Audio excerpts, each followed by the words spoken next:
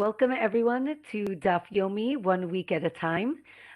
This is our fourth lesson in Masechet Moed Katan, and today we are going to be reviewing Daf 21 through Daf 29 and finishing the Masechet. Those of you who are doing the daily Daf, we only finish on Thursday, but we're going to get a jump on that, and we're going to finish together as a group today. And then next week we are going to start Masechet Chagiga together. There'll be an introduction to the Masechet, and Chagiga is actually the last Masechet in Seder Moed. So we are almost finished with the section dealing with holidays. And let's get to our dafim today. So as I said, we're going to start at Daf 21, and we're going to be talking about what's called tearing kriya, or ripping one's clothing as a sign of mourning. And the Gemara in Daf 21 tells us that when you are tearing your clothing, you should stand up. It's learned from Eov, Job, or from King David. From here, we see a list of things that the mourner cannot do. Again, as we mentioned before, we were talking about things that cannot be done on Chol HaMoed, and now the rest of the Masechet is really talking about the customs and the rituals of a person in mourning. So the Gemara tells us that a mourner should not go to work, bathe, anoint, have relations, wear shoes, learn Torah, or Mishnah, or stories, or the law, or the Talmud, and basically all the things that will make the mourner happy. If the public needs the person, so then they can teach, right? We were talking about, let's say, if a person is a teacher, so in general they shouldn't teach, but if they are needed, then it is okay. Then it is okay for the person to teach. The mourner does not wear tefillin for the first 3 days, or maybe just the first 2 days, or maybe only the first day, which is the case. Only that first day, the person does not wear tefillin. This is learned from the verses that imply that 2 days of mourning was how much they mourned, or 1 day, again, based on the verses. The law says that you can put on tefillin on the second day. As I mentioned again, the law is that on the first day is the day that they do not, a mourner does not wear tefillin, but all subsequent days the mourner does wear tefillin. We said that the mourner should not go to work. So maybe the Gemara says maybe it's only the first 3 days. Again, we're going to see as we continue today that the first 3 days are seen as the most intense. As we saw previously, and we'll see again today, the mourning period is divided up into different stages. The first stage is going to be the first day. Then there seems to be something very more severe the first 3 days, then 7, and then 30. So the Gemara tells us for sure you should not work the first 3 days. After that, you can work privately. Also, the Gemara tells us that a mourner should not go to another mourner's house, meaning the mourner needs to stay in their own house and focus on themselves. Also, in terms of greeting, the Gemara tells us that the first 3 days, the mourner cannot greet other people. From day 3 to 7, the mourner responds but doesn't initiate.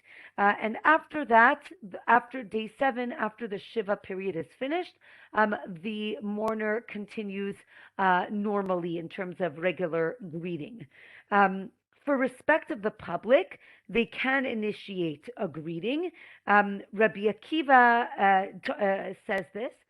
Within 30 days, you can console a mourner, but you shouldn't ask how the mourner is doing, right? Again, we know that the mourner is dealing with a lot. Don't ask, meaning within those 30 days, there's still the grief is very raw. After 30 days, you can ask how the person is doing, and you don't console them anymore. So I think this is an interesting concept in terms of what does the word console mean, right? When we go to console a mourner, when we do pay a shiva call, it's called in America, or in Hebrew we say to be menachem avel, right? What does that mean?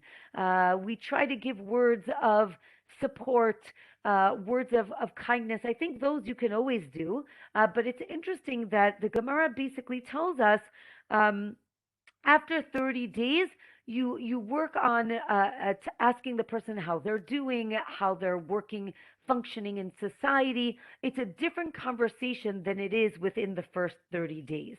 The Gemara tells us that if a person's wife died and then they remarried, you don't console him or his new wife, right? Once he remarries, it seems that he is in another stage, and that's the end of the mourning period.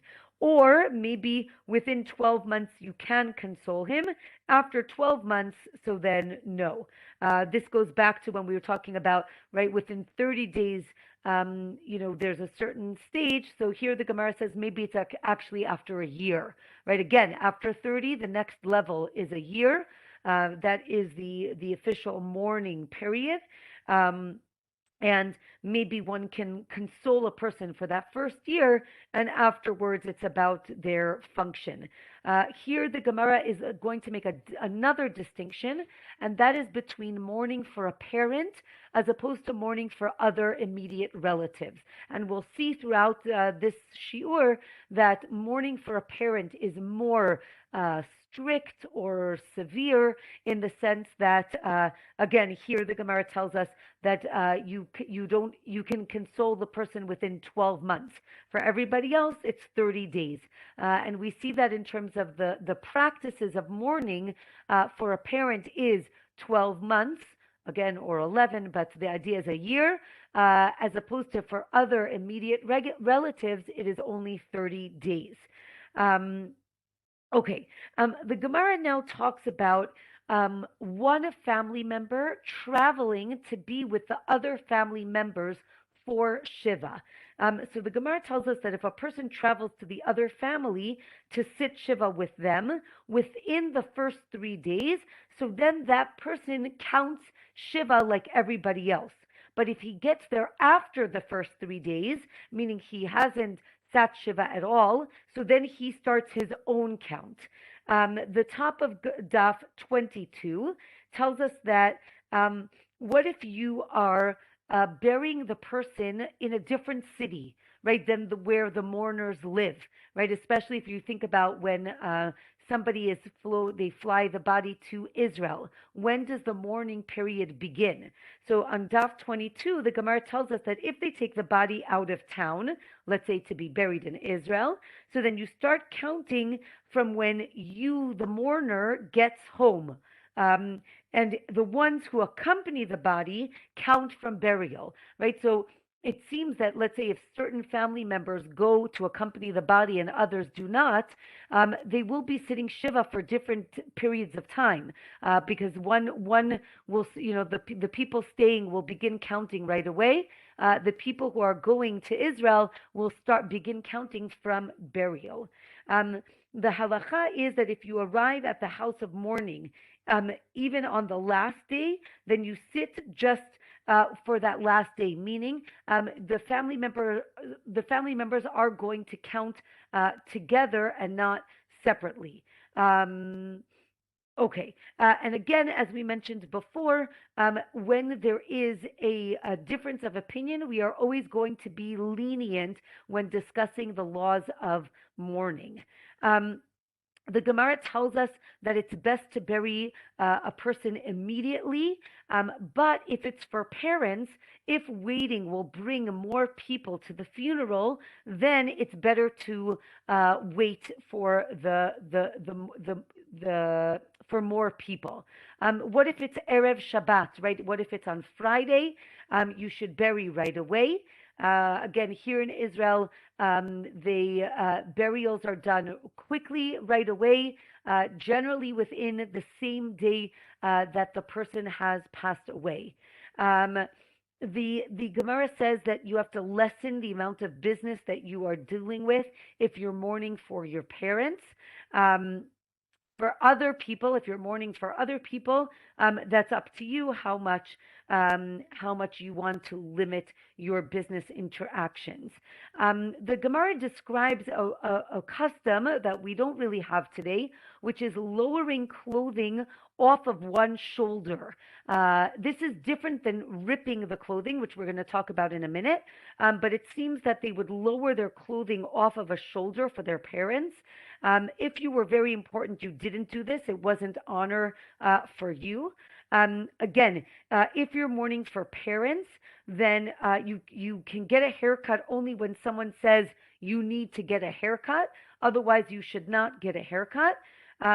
You can go to a simcha after 30 days if you were mourning for immediate relatives, but for parents, you have to wait 12 months. Again, as I mentioned before, there's going to be that distinction in terms of the customs of mourning, whether you're mourning for parents, which is more stringent than mourning for other immediate relatives. The Gemara says that if it's regular get-togethers, you are allowed to do that. Just we're talking about happy occasions like weddings and other smachot, other occasions. The Gemara now talks about ripping the garment. Again, it's called kriya, or ripping a garment. I see, Fiona, you say you have a question? Yes. Look, sorry to interrupt. It's I just get a sense, is the reason why we've got these differences in days, basically to enable the mourners to kind of, I guess, stagger and work through the grieving process. And I'm thinking, I'm going to rush right here. I'm thinking with 27, there's this concern about excessive mourning. So I'm getting a sense that the stages are to make sure people go through and also to help the community around them also fashion their relationships according to those stages. Would that be correct? Excellent. Yes, excellent. So that would definitely be the case. I think that the law is very sensitive to I think to our emotions, and as I liked how you also mentioned the community as well, right? The community must support the mourners. We've seen this before, and we'll continue to see this in today's class.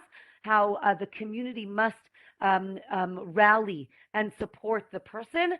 And these different stages are going to facilitate or at least help the mourner through this difficult time. And I think that when it's very defined, I think that it gives the mourner a definition of time. You are now in this stage. Now we're on the next stage. And exactly like you said, I think it's meant to help us grieve again as much as we can and deeply, but to also reintegrate the mourner back into the community and back into society. Excellent. Yes. Again, if anybody has more questions, you can put it into the chat box as well. So as I mentioned, we are going to render the garments. You are going to rip the clothing. I'll show you, I have a few pictures here, different ways. The Gemara describes ripping, over the heart. So one could rip like kind of in the middle of the shirt, or one can rip from the collar down, which I think is really the custom that most people do. This idea is we're exposing our hearts. Right, again, it's a sign of mourning. It's learned from David, from King David, and The Gemara tells us that men and women do tear their clothing, though for women, they kind of pin it back up to not expose themselves, right, to be more modest. The Gemara talks about afterwards closing up that torn garment. The Gemara tells us that you can temporarily close it up after 7 days and sew it up completely when after 30 days for an immediate relative. But if we're talking about parents, you can kind of close it up after a few days, but you should never sew it up completely. Again, this idea that there's a permanent tear in our hearts when chas v'shalom, when parents pass away. For parents, you should tear with your hands. For others, you can tear with some other utensil. The Gemara describes also tearing for the Nasi. The Nasi is the leader of the Jewish community, right? Almost like a king, but this is past the time of the king. So if the Nasi dies, it's like a parent dies, and you also tear Kriya. And again, the Gemara discusses different leaders of the community. When they die, we have similar practices. Daf 23 tells us that the mourner for the first week doesn't leave their house. For the, again, sitting Shiva. The second week they leave their house, but they sit in another seat in shul. This idea that they're not going back to their regular life, but there's something different. The third week they sit in their seat, but they don't really speak to other people. And the fourth week they are back to regular practices in the shul, in communal life. The Gemara tells us that for 30 days you should not get married, or maybe you have to wait 2 or 3 festivals, right? Meaning somewhere between maybe a few weeks to a few months, maybe even to 6 months or a year.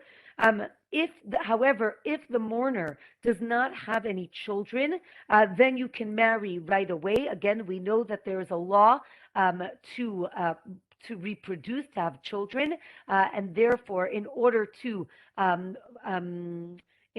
fulfill that commandment, the person is allowed to remarry. The Gemara also interestingly tells us that if we're dealing with a man who is now a widow and he has young children, he can marry right away so that he has someone to help him take care of the children as well.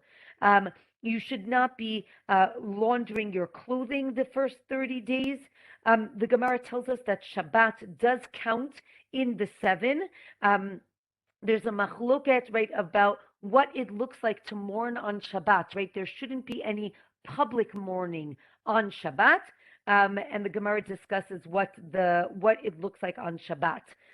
The Gemara on 23 tells us that you cannot eat in front of a dead body. You have to either leave the room or make a separation. You don't eat meat or drink wine. You don't make brachot, right? This is discussing a person who is a mourner and before the funeral, right? That's the idea that the deceased is still there. That person is called an onen. Onen is, I would say, the most the most intense level of mourning, where this person is exempt from all blessings, brachot, from prayers, from Shema, from putting on tefillin. And then after the burial, they become an avel, a regular mourner, where they do pray and they do make blessings. On Shabbat, you can eat regularly, you make brachot, you can pray. All these things are in public, but in private, like relations, those are things that you don't do, or maybe all mourning customs are suspended for Shabbat. Daf 24 tells us, right, there is no mourning on Shabbat. And again, you cannot have relations as a mourner. And here the Gemara tells us that there are certain things that are public signs of mourning, which we don't do on Shabbat, but private signs of mourning you still do on Shabbat.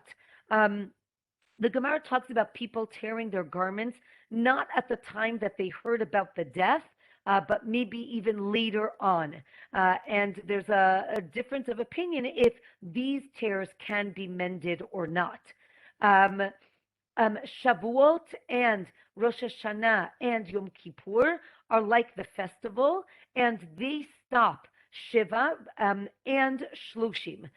We mentioned this before in terms of the days being interrupted by the festival. The festival cancels these days out. If an infant dies within 30 days, we have a limited funeral, and there is no mourning, unfortunately. After 30 days, there is a small coffin, and it's a quiet funeral, and there is a mourning period. After 1 year, it's a regular coffin, and it is a regular funeral and eulogy as well. If someone died 1 day before Shavuot, so then after Shavuot, it's as if 14 days passed. This is again because Shavuot is connected to Pesach and Sukkot, which are 7-day holidays. No, Fiona, the child is always buried immediately. When we talk about a funeral, we mean a public display with eulogies and things like that. No, the child is always buried immediately. Okay, the next Mishnah at the bottom of Daf 24 tells us that mourners don't tear their clothing on Chol HaMoed, and they actually remove these garments, and others can't cook for them, and again, they can't sit on low chairs. Again, this idea is that there is no mourning on Chol HaMoed, because it is suspended till afterwards. That is, of course, very complicated and a challenging experience.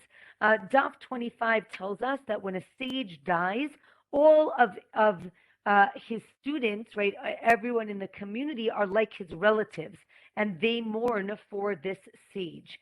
The Gemara tells us that if you mourn for a good person, your sins are forgiven. So it's interesting that the Gemara talks about a correlation between you mourning or you consoling a mourner and the effect that has on you, on your soul, on who you are. The Gemara is going to talk more about that in a few minutes. If you are present when somebody dies, you must tear your clothing. Again, even if you're not an immediate relative, but if you witnessed it, the Gemara describes it as if you're witnessing a Sefer Torah burning, a Torah scroll burning, right? This idea, and we'll see this a little later on, right? At death, the idea is that the soul leaves the body, and it's compared to again this idea of a burning Torah scroll. So you tear your clothing.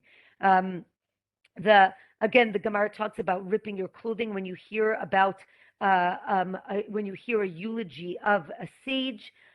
They used to put a Sefer Torah, a Torah scroll, on the bed of a deceased, and then they would need to take him out of a proper doorway and honor him, because the Torah scroll was on the bed as well. Again, there seems to be this correlation between the Torah scroll and the death of a sage. The Gemara discusses the death and the eulogy and the burial of Rav Huna. He died in Bavel, and then he was taken to Eretz Israel to be buried, Again, the Gemara says that if a body is intact, you make a line for the mourners, and they wanted to bury Rav Huna next to Rabbi Chia, because both of them were great scholars. Again, there's a custom to bury scholars together, or at least it's a great honor to be buried next to a Torah scholar. And then there's a story of the spirit of Rabbi Chia telling his sons who had died and they were buried next to him. He asks them to kind of move over to make space, again, for Rav Huna to be buried next to him.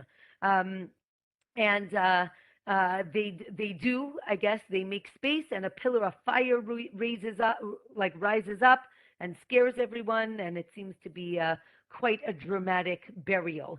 There are more stories of Rav Chista's death and burial, and other sages and what happened at their burial as well. We also have a description of eulogies of the sages, different things that they would say. Right, the palms are mourning, right, because we have this, the verse is Tzaddik katamar yifrach, right, the righteous person is like a palm tree, and therefore when a righteous person dies, the palm trees are mourning for him, right? Cry for the mourners and not for the lost one, right? We are crying for ourselves that we have lost a great teacher, right? So it's interesting, right? The students suffer more than, I don't know about more, but the students are suffering as well, right? They say this day is as difficult as if the sunset at noon. Again, very vivid imagery about what it means to lose a teacher, a mentor, a leader. The Gemara on Daf 26 describes some strange events that happen when great sages die. Again, right, the idea that when a sage dies, there's something there's something that the world is losing, right? The world is losing sanctity. The world is losing righteousness, and we all mourn for that, including the world itself. The Gemara tells us on Daf 26 that you cannot, as we mentioned before, you cannot repair the tears in clothing made for the loss of parents or teachers or the leader of the community that die, or if you hear bad news. These are all reasons that you would tear your clothing, or when you hear God's name being cursed, or when a Torah scroll is burnt, as we mentioned before, or if you witness or see the destruction of Yehuda, of the area of Judah, or the destruction of the temple or of Jerusalem. And the Gemara goes through sources for each of these concepts. Right, the source for tearing and not repairing these tears for a parent or teacher comes from Elisha. Elisha was the student of Eliyahu, right, Elijah the prophet, and when Eliyahu died, right, Elisha calls up to him, Father, Father, or Teacher, Teacher, right, and this is how we see that you have to tear and not sew it back together.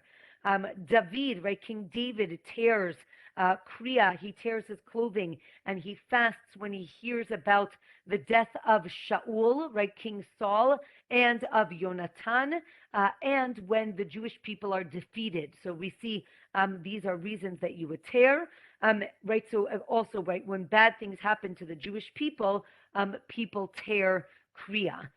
When you hear someone curse God, you tear. The source is in Kings Aleph, in Malachim Aleph. The source for tearing, for burning a Sefer Torah as well, is from Yehoiakim. He didn't like what was written in the scroll of Eicha, right, of Lamentations. It talks about Yirmiyahu, Jeremiah writes Lamentations with prophecy, speaking about Jerusalem going to be destroyed. Yehoiakim does not like this prophecy, and he burns it. And there he says, right, that this is the source that you need to tear your clothing when a scroll is burnt. There's a story of people coming from the Shomron, from the northern north of Jerusalem, and they come down to bring sacrifices to the temple. They unfortunately did not hear that the temple was destroyed, and as they're walking, they're witnessing the destruction of the cities of Judah, and they again tear their clothing as well. The Gemara says that you can hold on a second. Oh, this was turning around the tear on Yom Kippur. The Gemara talks about folding up the tear or restitching it, but not fully repairing it. Here, the Gemara talks about now how much you have to tear. So the first opinion is that you have to tear a tefach, again, like a hand's breadth. And then let's say you hear of another death, or you can tear more. So this shows you the upper portion was the initial tear. The lower portion is the added tear. If you want to add to it, you can add a little bit more. Again, and you can stitch it up if it's for a son, but you cannot stitch it up for a parent. Or maybe you need to tear two tears, right? Two separate tears. And for each, let's say for parents or for another immediate relative. Right? This idea is that you're tearing till the heart. The Gemara says that a high priest, the Kohen Gadol, tears from below, right, lower down, and not from above. Again, interestingly, the Gemara talks about what if you borrow clothing from your friend, and now unfortunately you heard that somebody passed away. If you told them, so the Gemara describes the scenario, right? You told your friend, I'm going to visit my sick relative. Can I borrow your, jacket? Because you told them that your relative was sick. So the idea is that you can rip this garment if you need to, because you kind of prepared the person that you were going to visit a sick person. If you didn't, then you cannot. The Gemara tells us that a mourner should not hold a young child on their lap, because this will make the mourner happy. And again, for the first few days, the mourner needs to kind of sit in that sadness. Daf 27 tells us that if you're traveling for work, you should try and limit your work, again, as a mourner. As we mentioned before, when does the mourning begin? One opinion is when it leaves the house, when the body leaves the house. Others say when the coffin is sealed, or when the grave is actually covered. And in general, we say that it starts from when the burial happens at the end of the funeral. You can straighten your beds. Here, I think I have a picture of the beds on their sides. 1 minute. Here, there was this idea that they put their beds on their sides. So you can put your bed straight up from Mincha on Friday afternoon, and then you have to turn them over again after Shabbat. Again, as we mentioned, the idea is that there is no mourning on Shabbat itself. The Gemara talks about turning over all the beds in the house, or maybe just the beds that are being used to sleep on, but not like certain special beds. Okay, the next Mishnah tells us that you can bring food to the mourners. When you bring food to the mourner's house, you should bring the food in a simple basket. Hold on, we don't really have any more pictures, so we can come back to here. So the Gemara tells us that you shouldn't bring anything fancy to the mourner's house, and you don't say the special blessing for the mourner on Chol Moed. Again, this idea that on Chol Moed we don't have official mourning customs. You do make 2 lines, again, to escort the mourner from the burial. You don't have a lot of eulogies on Chol HaMoed. Again, the burial is happening, but we limit the eulogies. We don't leave the coffin in the middle of the street. It seems that there was a custom that they would leave the coffin in the street as part of the funeral service, and that's how they would give the eulogies. So we do not do this on. So first of all, we shouldn't do this for women, and the Gemara is going to talk more about this. So the Gemara says that the baskets, again, why don't you bring the food in fancy baskets? The Gemara tells us we don't want to embarrass poor people. Again, as we were talking about before, we have a sensitivity to our entire community. Let's say everybody's bringing food over. So if some people are bringing it in a gold basket and other people are bringing it in a straw basket, those people are going to be embarrassed. And therefore, and we're going to see right now that there were a lot of different customs that emerged from this idea of keeping things basically uniform or the same so as to not embarrass anybody. Right, there used to be different burial and mourning customs between a rich person and a poor person, and they changed the customs so that it would be the same for everybody. So, right, it used to be that burial was very expensive. The people wanted to be buried in all sorts of clothing. Rabban Gamliel decided, right, he was the leader of the community, and this idea that he asked to be buried in linen garments. And that became the shrouds for everybody. Very simple, and that is the law nowadays. In general, Jews are buried in a simple white shroud. Everybody, rich, poor, male, female, everybody's buried in the same thing. And that is important in terms of unifying everybody and making sure everybody gets a proper burial. If a sage dies, you can leave the coffin in the street in order to eulogize them a lot, even on Chol HaMoed, right? Again, because of the honoring the Torah that has been lost. The Gemara, again, back to our sensitivities. The Gemara tells us that if a mourner nods his head, it shows that he's been consoled and the visitor can leave. Right, again, that we have this idea that for 7 days, a person, a mourner, sits in their house, right? It's called Shiva, from the word Sheva, Shiva. They're sitting for 7 days. And the idea is that the community is supposed to come and console the person. On the other hand, we don't want to overwhelm the person either. We don't want, interestingly enough, I don't know if it happens in America, but here in Israel, we actually sometimes have times for when you can come and visit the mourner, right? So the times are whatever it is, right? There's a break in the afternoon so that the mourner can maybe, have an afternoon nap. And please do not come after whatever it is, 10 o'clock at night. Again, I think that it's important to console the mourner, but it's also important to be very sensitive. And I think the Gemara is being extremely sensitive, again, for the community and for the mourner. So the Gemara says, when the mourner is consoled, you're allowed to get up and leave, right? You don't have to be there all day, and you should do kind of read your cues from the mourner. The mourner should eat other people's foods, right? Again, making sure that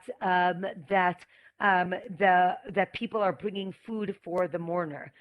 Residents of the city can't work till the person is buried.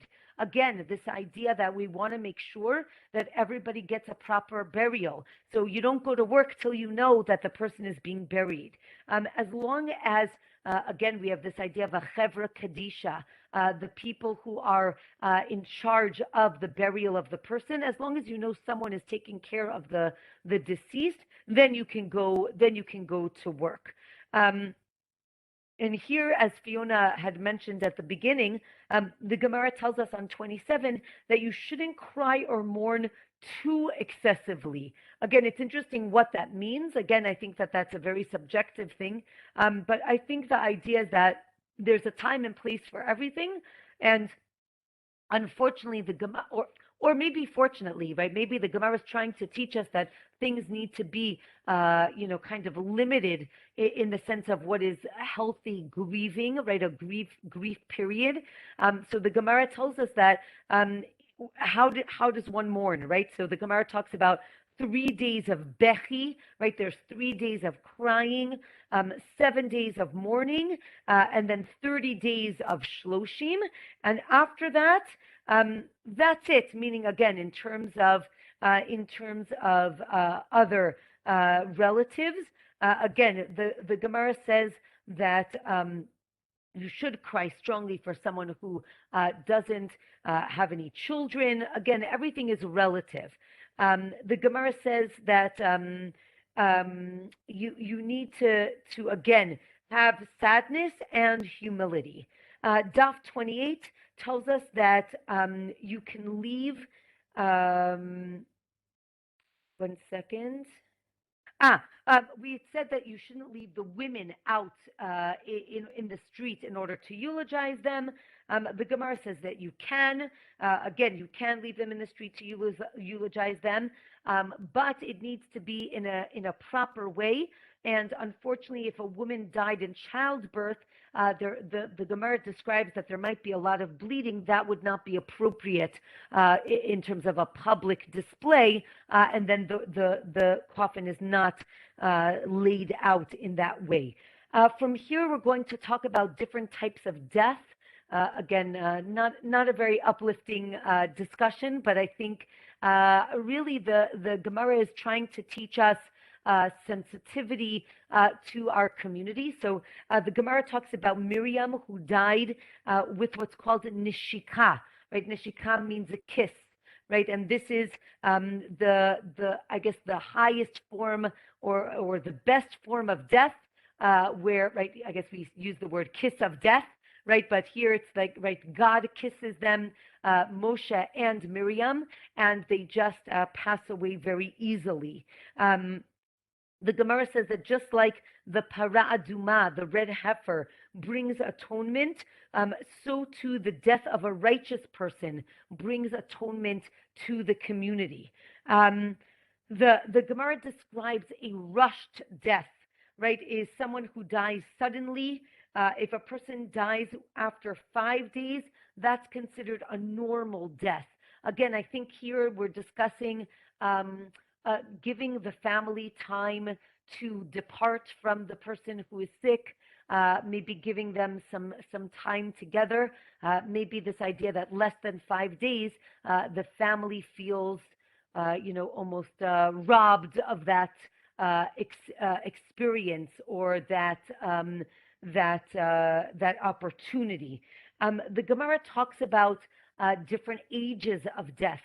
That if a person dies before 50, that's considered dying very young, and that is the concept of karet. Karet is a punishment or a type of death that's seen as an early death or the death of somebody who does not have children.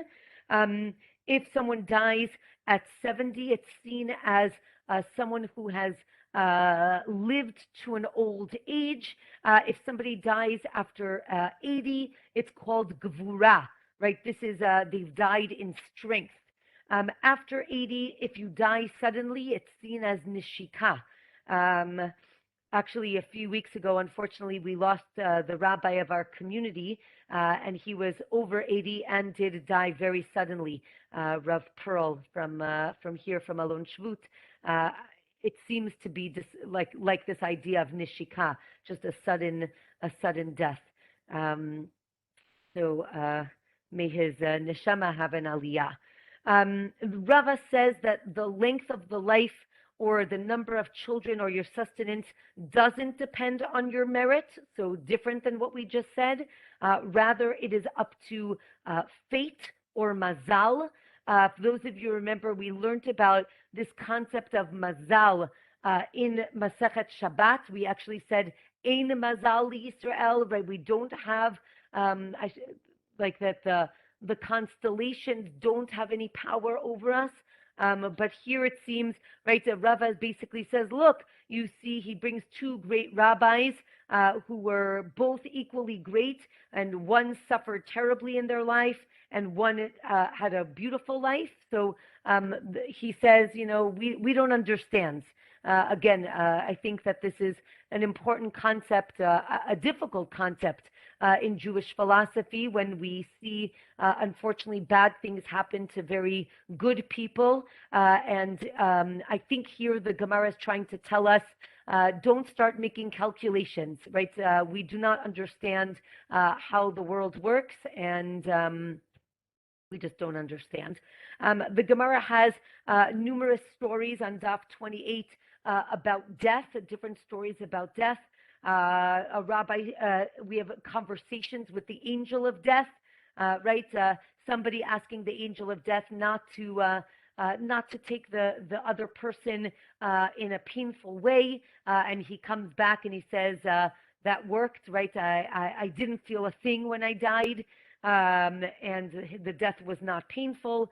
Other stories of the angel of death appearing in different places, and the person says, can you not take me just yet? It seems that the person does see the angel of death, and says, can you wait till I finish eating my truma and then I'll die? Or can you wait till I get home? I'm in the middle of the street. Can you just wait till I get home and then I'll die?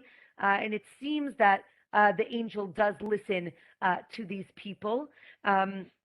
There's another story that the angel of death couldn't kill Rav Chisda because he was learning Torah all the time, and he made a noise in the garden, and he was shocked, so he turned to see what was going on, and at that moment he stopped learning, and that's how he was able to kill him. If you remember, those of you who have been learning with me for the past 2 years, we actually learned a similar story with David HaMelech, right? King David, the same thing. He knew that he was going to die on Shabbat, and he also learned Shabbat. He learned on every Shabbat. He learned every minute of the day, so that he would not die. And a similar story of some noise in the garden, and David trips, and the same thing. He stops for a moment and he dies. The last Mishnah in this Masechet talk about different customs that they would have at funerals. It seems that they would hire women to wail and cry. It was part of the mourning process. Again, these women are not the mourners themselves. They are professionals who are brought in. So the Mishnah tells us that the women can wail, but they can't clap on Chol HaMoed. Again, these are different types of things that they used to do at a funeral. On Rosh Chodesh, you can do both. But you can't do mekonenot, again, another type of wailing. And then the Mishnah ends, in the future, death will be swallowed forever, right? And again, I think the Masechet is going to end on a high note, which is that at the end of days, we will not have to deal with death, right? Death is a very natural process that we deal with in this world, but in the next world, we will not have to deal with that. The Gemara tells us different things that the women used to say at funerals, in sorrow, right? Again, to get people to also to chip in for the expenses of the funeral as well. The Gemara talks about life as being a loan from God, right? We borrow life, and the suffering that we have in this world is the interest that we're paying on that loan. I thought that was a very sharp description of, again, suffering in this world and death. The Gemara describes that if you help with the burial, then you will get that help back when it's your time. We also have a description of different sages comforting the mourners and different things that they said. And they say that each person should say something novel, something new. Don't repeat things that other people have said. And we have a story of the sages that come to comfort Rabbi Ishmael on the death of his sons, and each one kind of mentions different people from a Tanakh that were mourned, and that should be a consolation for Rabbi Ishmael. We have different explanations here about what does it mean to die in peace. The Gemara talks about, again, we would think dying in peace means not suffering. The Gemara seems to say that that's not the case. It could mean dying not in captivity, or not witnessing the destruction of the temple was also dying in peace. Comforters, again, those who come to comfort the mourners, can't say anything till the mourner says something to them. Again, we want to be sensitive to the mourner, and we want the mourner to set the tone of the room, and that's why we wait for the mourner to initiate the conversation, and then you can respond. Right? This is learned from Eov. The same thing. Again, mourners and a groom sit at the head of the table. So too a kohen. Right? All these people are given certain honor. The priest also is given great honor. Our last daf is a very short daf 29, talks about the soul's departure from the body. Again, right, I think it's important to understand that we are made up of two parts. I mean, many parts, but two main parts, right? Our physical being, our body, and our spiritual being, which is our soul, our neshama. And at death, those two parts are separated, right? The body returns to the earth. The neshama, the divine part of us, returns to God. And the question is, what does that feel like, right? Again, so we saw for some people it was very painless. For others, it is more painful. The Gemara tells us that when leaving the deceased, you say, Lech bishalom, right? The deceased should go in peace, right? Go in peace.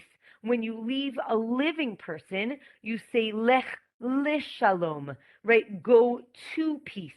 And I think a lot of things have been written about this, but I think that this idea of going to peace when we are still living is this idea that we are on a journey, right? Our lives are on a journey, so our journey should be filled with peace, right? Lech lishalom, that our journey should be filled with peace, as opposed to lech bishalom, right? I guess we would say rest in peace, right? The body is now at peace.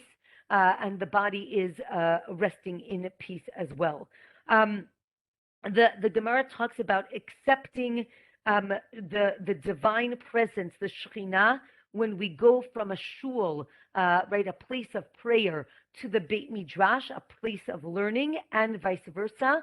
Again, we've seen this before. The divine presence is found in these two places, right? After the temple was destroyed, the divine presence is in our places of worship and our places of learning.